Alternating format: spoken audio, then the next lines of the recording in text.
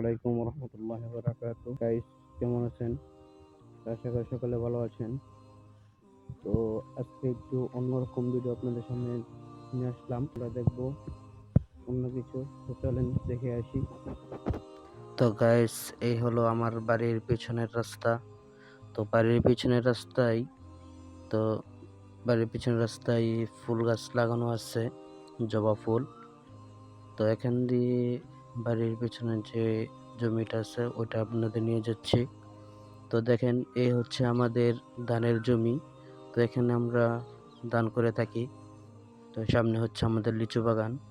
তো আমরা আজকে মূলত আমাদের উদ্দেশ্য হতো যে আজকে আমরা আমাদের লিচু বাগানটাকে ঘুরে ঘুরে দেখবো আর আপনাদেরকে দেখাবো। তো অনেকদিন ধরে বাগানে যাওয়া হয় না। তো আজকে হঠাৎ করেই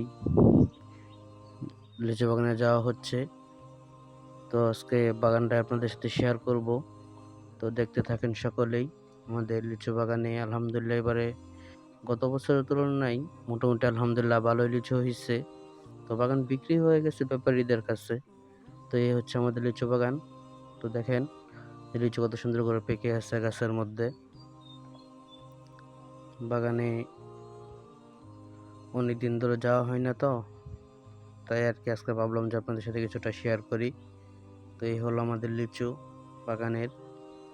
তো বাগানটা আলহামদুলিল্লাহ অনেক বছর ধরে হয়েছে। অনেক বছর ধরে বাবা বাগানটা লাগিয়েছেন।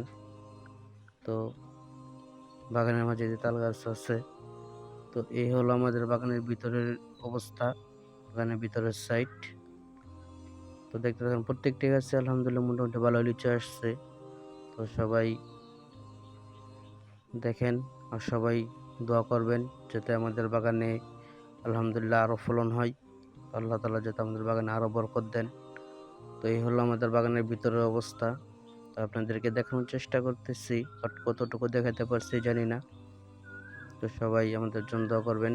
ব্যাপারীরা আবার বাগানের মধ্যে কারেন্ট জেল দিয়ে রাখছেন, যে কারণে বাগানের মধ্যে কোনো বাদুড় আসতে পারে না, লিচু খাইতেও পারে না। তো আবার বাগানের ভিতরে লেবু গাছ লাগানো আছে। তো দেখেন লেবু গাছ, এই হচ্ছে আমাদের লেবু গাছ লিচু বাগানের ভিতরে। তো এখন বাসায় একটি লেবু নিয়ে যাব। তো এই যে উপর একটি বড় লেবু দেখা যায়। তো এই লেবুটা আজকে আমি বাসায় নিয়ে যাব। তো দেখেন, লেবুটা ছিঁড়ে নিলাম। এখন এটা নিয়ে বাসায় চলে যাব। বাগানের ভিতরে অনেকটা জায়গা খালি পড়ে গেছে, এখানে গাছ ছিল। আজকে এ পর্যন্তই। সবাই ভালো থাকবেন, সুস্থ থাকবেন। দেখাবো অন্য একটি ভিডিওতে অন্য সময়। তো সে পর্যন্ত সবাই ভালো থাকবেন, সুস্থ থাকবেন আর আমার জন্য সবাই দোয়া করবেন। আল্লাহ হাফেজ।